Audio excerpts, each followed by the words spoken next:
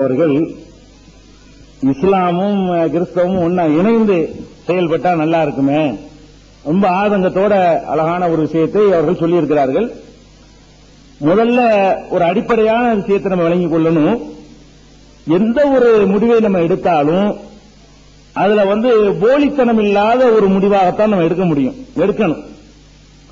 நம்ம இஸ்லாமும் கிறிஸ்தவம் ஒண்ணுங்கிறது ஒரு நல்லிணக்கத்துக்காக சும்மா சொல்லிக்கொள்ள முடியுமே தவிர, ரெண்டு மார்க்கத்திலையும் கொள்கையில வேறுபாடு இருக்குது. ஒரே கடவுள் படைத்தான், அந்த மாதிரி விஷயங்கள்ல ஒற்றுமை இருந்தாலும் கூட பல விஷயங்கள்ல வேறுபாடு இருக்கிறது. அந்த வேறுபாடு இருக்கிற வரைக்கும் கிறிஸ்தவர்கள் அவங்க நம்பிக்கைப்படி உள்ளதான் அவங்க சரின்னு சொல்லுவாங்க, முஸ்லீம்கள் அவங்க நம்பிக்கையில உள்ளதான் அவங்க சரின்னு சொல்லுவாங்க.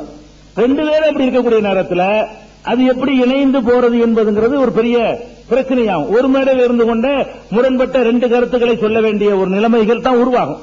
இப்ப உதாரணமா எடுத்துக்கொண்டோமையானால், அவங்க ஒரு அடிப்படையான விஷயம் சொன்னாங்க. பெரும்பாலான கிறிஸ்தவர்கள்ட்ட இருக்கிற நம்பிக்கைக்கு மாற்றமான ஒரு நம்பிக்கையில் அவங்க இருக்கிறாங்க. அதாவது மேரியை வணங்கினாலும் நாம ஒரு கடவுளை தான் அதை வணங்குறோம்னு சொல்றாங்க. இஸ்லாம் என்ன சொல்லுதுன்னு கேட்டா, ஒருவருடைய பாவத்தை ஒருவர் சுமக்க முடியாது. உதாரணத்துக்கு நான் சொல்றேன் சில கொள்கைகளை. இஸ்லாம் என்ன ஒரு உலகத்துக்கு செய்தி வைக்குதுன்னு கேட்டா, ஒருத்தர் பாவம் செஞ்சாருன்னா அந்த பாவத்துக்கு அவர் தான் பொறுப்பாளி.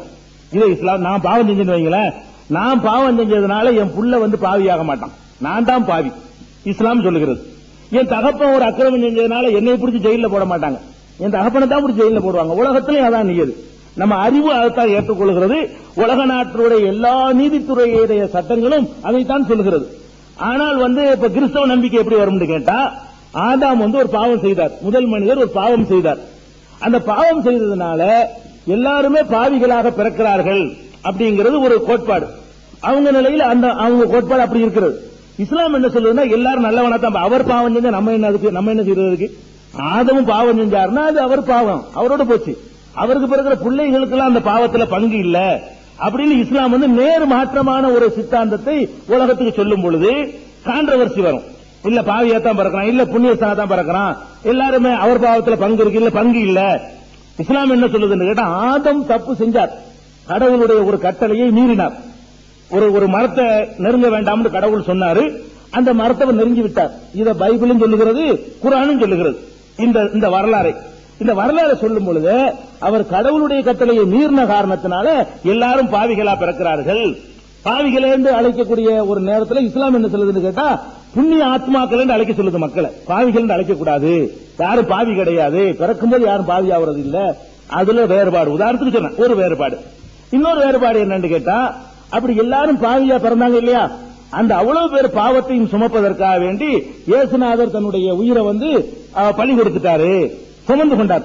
தன்னையே பலியாக்கி அத்தனை பேர் பாவங்களையும் அவர் சுமந்து கொண்டாரு அப்படின்னு அவங்க சொல்லுவாங்க. இஸ்லாம் என்ன சொல்லுதுன்னா, அதுவும் தப்பு. ஒருத்தர் செஞ்ச பாவத்தை ஒருத்தர் சுமக்க முடியாது.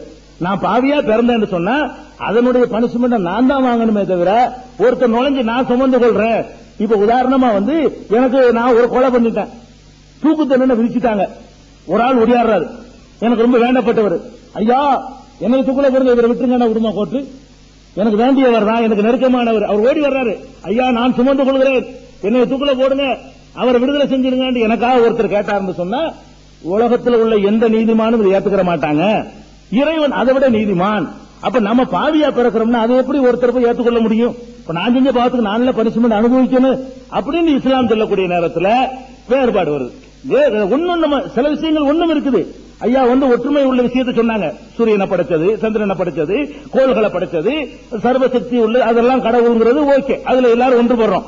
இன்னும் இந்து மதம் கூட அதுல ஒன்றுபடும். உலகத்தை எல்லாம் படைச்சது இறைவன் தான் விஷயத்துல வேறுபாடுகளும் இருக்கிறது என்பதை நம்ம மறந்துடக்கூடாது.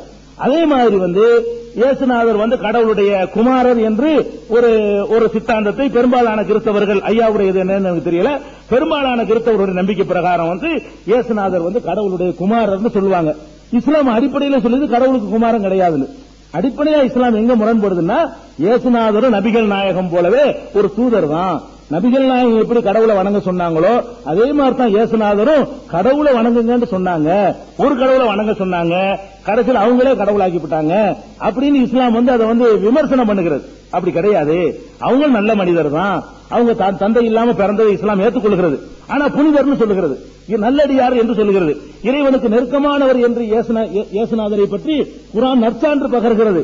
ஆனால் மகன் என்று சொல்வதை குர்ஆன் மறுக்கிறது. மகன் கிடையாது, கடவுளுக்கு மகன் கிடையாது. எனக்கு யாரும் மகனா இருக்க முடியாது. அப்ப அந்த மாதிரியான ஒரு அடிப்படையான விஷயங்கள்ல நம்ம மாறுபடுறோம். அது மாதிரி சில கொடுக்கல் வாங்கல், இந்த உணவு பழக்கங்கள், பல விஷயங்கள்ல சட்டத்திட்டங்கள்ல வேறுபாடுகள் இருக்குது. அதனால என்ன செய்ய முடியும் கேட்டா, நமக்குள்ள உள்ளத இதே மாதிரி இந்து மதத்துக்கு இஸ்லாத்துக்கு கூட வேறுபாடு இருக்கும், இணைந்து போகலாமான்னு அது போலித்தனமா தான் இருக்கும். என்னத்தை நம்ம ஒத்துக்கொள்ளணும் கேட்டா, முஸ்லீம்கள் இப்படித்தான் நடப்பார்கள் அப்படின்னு கிறிஸ்தவர்கள் அதை ஏற்றுக்கொள்ளணும். கிறிஸ்தவர்கள் நம்பிக்கை அப்படித்தான் இருக்கும் என்பதை நான் மதிக்கணும். இந்துக்கள் இப்படித்தான் நடப்பார்கள் என்பதை முஸ்லீமும் கிறிஸ்தவரும் ஒப்புக்கொள்ளணும். இவங்களுடைய நம்பிக்கை அதுதான் என்று மற்றவர்களை மதிக்கிறதுல தான் இணக்கம் ஏற்படுமே தவிர, வேறுபாடுகள் இருக்கும்போது எல்லாம் எனக்கு ஒரு ஐயர் பிராமணர் எனக்கு நண்பரா இருக்காருன்னு வைங்க, நான் என் வீட்டில் விரும்பி சாப்பிடுற உணவு பிரியாணி உணவு ஐயர் கொடுப்பனா? ஒரு ஐயர் எனக்கு நண்பரா இருக்கிறாரு. ஐயர் நண்பரா இருந்தாலும் நான் என் வீட்டில் பிரியாணி சாப்பிட்டாலும் நான் எதை மட்டமா நினைக்கிறேன்னா அவர் எதை உயர்வா நினைக்கிறார் அதைத்தான் கொடுப்பேன். நான் ஐயரை எங்க வீட்டில் பிரியாணி தான் சிறந்த உணவு, உங்களுக்கு பிரியாணி ஆக்கி வச்சிருக்கேன் நான் சொல்லலாமா? நான் என்ன செய்யணும்னு கேட்டா, அந்த ஐயருடைய பிராமணருடைய நம்பிக்கையை நான் மதிக்கணும். அப்பதான் நண்பரா இருக்க முடியும். என்னதான் திரிக்க கூடாது அவர் மேல. நான் பிரியாணி திங்கிறேன், நீ திங்க தான் வேணும். நான் என்ன செய்ய, ஒவ்வொரு மதத்தவர்களும் பிற மதத்தவர்களுடைய நம்பிக்கையை என்ன செய்யணும், மதித்து அவங்க நம்பிக்கையில இருக்கவங்க செய்யறாங்க, நம்ம அதை போய் விமர்சிக்க வேலக்கூடாது, நம்ம அதுல போய் தலையிடக்கூடாது. இந்த உணர்வுகள் எல்லாருக்கும் வந்துருச்சுன்னு சொன்னா மனிதநேயம் வந்துருங்க. மனிதநேயத்துக்கு தான் செய்தே தவிர இல்லாத ஒண்ணு இருக்கிறான்னு நம்ம எல்லாம் ஒண்ணுதான், நமக்குள்ள வேறுபாடு இல்லைன்னா இருக்குது, வேறுபாடு இல்லைன்னு பூசி நம்ம பொழுகணும்னு சொன்னா அது ஒரு போலித்தனம் நிறைந்தது ஆயிரும் என்பதுதான் நம்முடைய இஸ்லாத்தினுடைய நிலைப்பாடு. மற்ற விஷயங்கள் எதுல ஒத்துமை இருக்கு அதுல இணைந்து செயல்படலாம், எதுல ஒத்துமை இருக்கிறதோ அந்த விஷயங்களை இணைந்து செயல்படலாம். வேற்றுமை உள்ள விஷயங்கள்ல உங்க நம்பிக்கை எப்படி, எங்க நம்பிக்கை எப்படி, குர்ஆன் எப்படி சொல்லுது, லக்கும் தீனுக்கும் வலியது, உங்கள் மார்க்கம் உங்களுக்கு, எங்கள் மார்க்கம் எங்களுக்கு. உங்க மார்க்கத்தை நாங்க திணிக்க கூடாது, எங்க மார்க்கத்தை நாங்க உங்கள் மீது திணிக்க கூடாது, உங்க மார்க்கத்தை எங்கள் மீது திணிக்க கூடாது. டிஸ்கஷன் பண்ணுவோம், கலந்துரையாடல் பண்ணுவோம், பேசுவோம் அப்படின்னு சொல்லக்கூடிய ஒரு நிலை வந்துட்டாலே வந்திருக்கிறோம். எல்லா மதத்தவரும் கூடியிருக்கிறோம். நீங்க கேட்கறீங்க, நான் சொல்றேன். நாளைக்கு என்ன செய்யணும்னா கிறிஸ்தவர்களுக்கு மாதிரி நிகழ்ச்சி நடத்தணும், நடத்தி நீங்க எங்களை பத்தி நீங்க கேளுங்கணும், நாங்களும் உங்கள்ட்ட கேட்கணும். அதுக்கடுத்து என்ன செய்யணும், இந்துக்களுக்கு மாதிரி நடத்தணும், அதுல முஸ்லீம்கள் கிறிஸ்தவர்கள் கூப்பிடணும். இப்படி கேள்விகள் கேட்டு இருந்தோம்னு சொன்னா நம்மள்ட்ட உள்ள இந்த கசப்பு வெறுப்பெல்லாம் நீங்கி, ஓ இந்து மதம் இப்படித்தான் இருக்குதா, கிறிஸ்தவ மதம் இதானா, இஸ்லாம் மதம் இதானா தெரிஞ்சுக்கலாம். தெரிஞ்சுக்கிட்டாலே நல்லிணக்கம் ஏற்பட்டுரும். அதான்